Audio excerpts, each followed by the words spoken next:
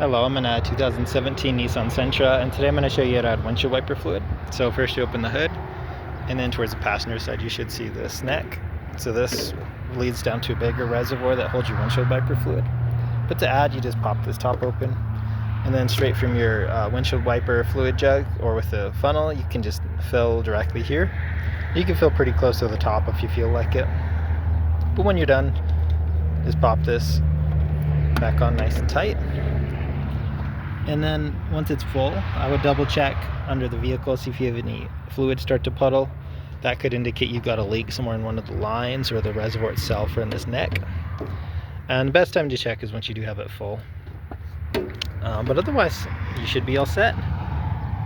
But I hope this was helpful, and hope you have a wonderful rest of your day.